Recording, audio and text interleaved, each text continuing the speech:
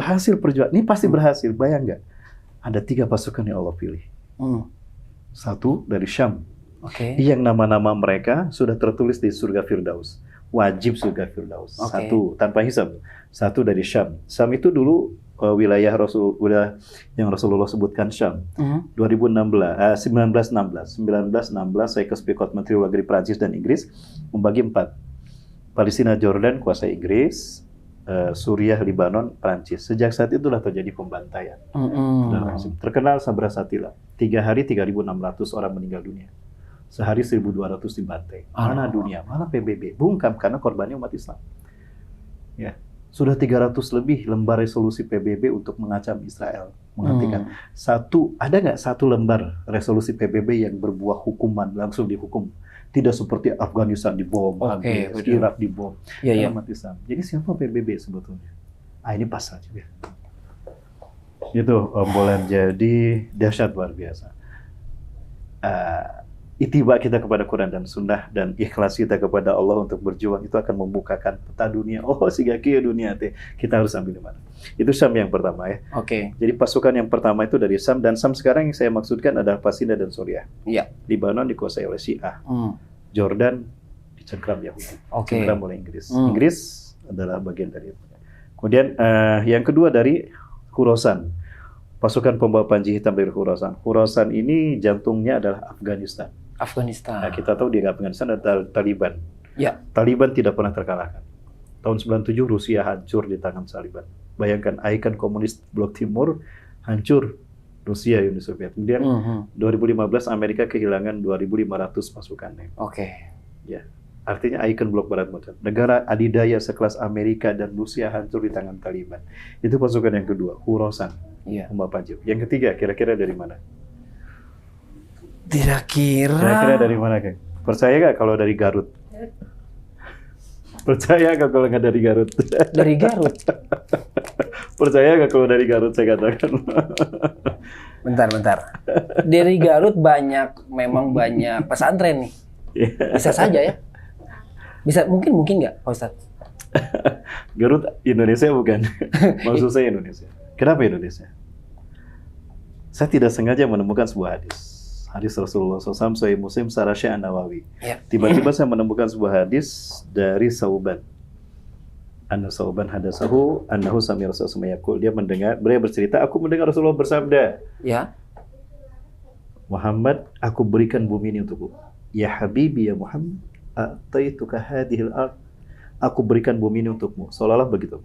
Kemudian fazawalil arda li rabbi, fazawal ya li rabbi al-ard.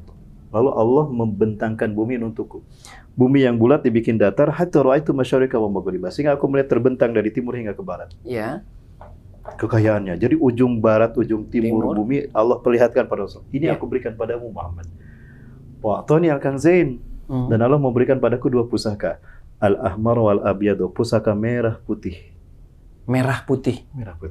Bendera kita. Wah, anak kira jangan beres.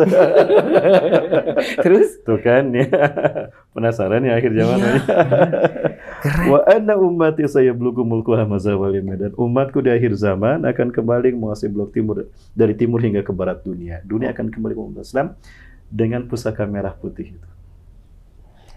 Barat dinamakan Maroko, timur Merauke. Menarik ya, kok namanya sama? Maroko, Merauke. Itu bukti umat Islam pernah menguasai dunia. Maroko Muslim. Merauke dulu Muslim loh. Biladun Nurul Islami. Datang Portugis, habis Islam. Ulamanya habis. Seolah-olah sekarang itu adalah orang-orang Papua yang saudara-saudara kita di sana, seolah-olah mereka nenek moyangnya Muslim. Nah, saya tidak mengatakan hadis ini tentang Indonesia. Syekh An-Nawawi menukilkan bahwa merah ini adalah kesucian, emas, dan putih ini adalah kesucian. Kan itu lebih pada dunia. Warisan Rasulullah apakah dunia? Bukan. Tapi perjuangan risalah tauhid. Kebangkitan Islam, warisan kebangkitan Islam. Nah, saya tanyakan pada guru-guru saya, ada Syekh Ali Yaqub Al-Abbasi, beliau adalah Ketua Rabithah Ulama Palestina, Ketua MUI-nya Palestina.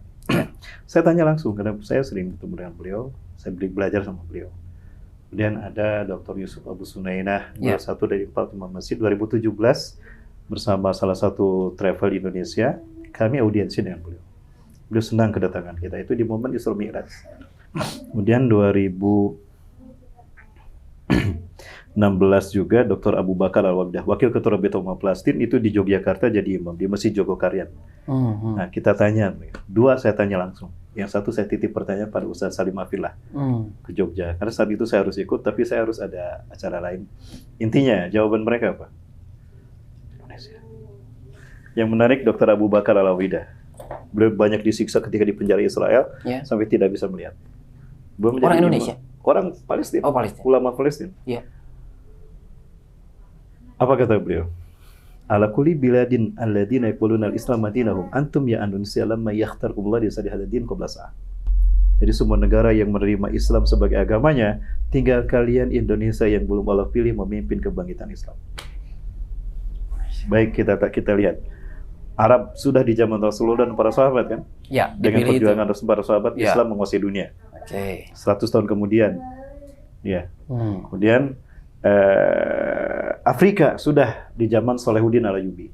Perang salib ya antara barat dengan Islam dimenangkan kaum muslimin.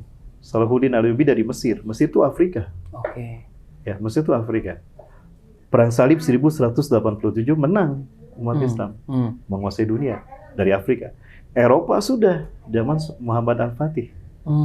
Rasulullah SAW sampai mengatakan begini, la tuftahanna al-Konstantinia. Itu pakai lam taukid dan nun taukid sakilah.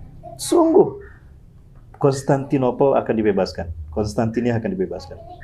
Falani malamiru amiruha. Sebaik-baik pemimpin adalah pemimpin pasukan yang membebaskannya. Falani maljais dalikal jais. Sebaik-baik pasukan adalah pasukan yang membebaskan Konstantinopel. 900 tahun kemudian terjadi. Muhammad Al-Fatih, Sultan Turki, usia 22 tahun, menguasai 21 negara. Wow. Pemuda ayeuna 22 tahun bisa naon. Main game. PUBG. Muhammad Al-Fatih tidak pernah meninggalkan tahajud, menguasai 6 bahasa, hafal Quran 30 juz, hafal ratusan hadis. Masya Allah. Beliau tidak tersenyum sebelum Konstantinopel dikuasai. Perang 29 Mei 1453 Masehi, dunia dikuasai kaum muslimin. Konstantinopel dari Bizantium Romawi Timur itu negara ke-21 yang dikuasainya. Dari Eropa, Turki, umat Islam menguasai dunia. Yang belum Asia Tenggara. Asia Tenggara. Yang belum dipilih Allah Asia Tenggara. Oke. Yang terbanyak Islam? Indonesia. Begini. 2016 saya mendengar cerita. Beberapa bulan sebelumnya di bulan Ramadannya di tahun yang sama Hijriah.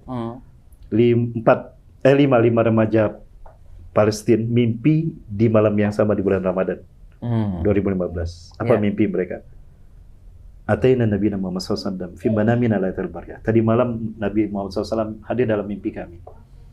Dan belum menyatakan pada kami, ya ahla Syam, ya ahlal Ghaza, innal ladina sayuharirukum min zulmil yahud wa yu'aduna al-Qudsa ila rihabikum ikhwatukumul muslimun al-Andalusiyah. Wahai penduduk Syam, wahai penduduk Gaza, sesungguhnya bangsa yang akan membebaskan kalian dari kezaliman Yahudi dan akan mengembalikan Al-Aqsa ke tangan kalian adalah saudara kalian umat Islam Indonesia. Silakan tanya mereka. Orangnya masih ada? Anak-anak sekarang masih ada. 2015 kira-kira kalau usia 9-12 tahun. Sekarang berarti usia 19 tahun, 20 tahun. Mereka pemuda. Iya. Kemudian 2 syekh besar dunia almarhum, dan saya pernah bertemu dengan muridnya dari salah satu mereka. Pertama Syekh Muhammad Ismail Zain Al-Yamani rahimahullah. Ramadan kemarin saya 2 minggu di Tapanuli Selatan, di Padang Sidimpuan. Saya ketemu sama muridnya. Beliau bermimpi bertemu Rasulullah SAW.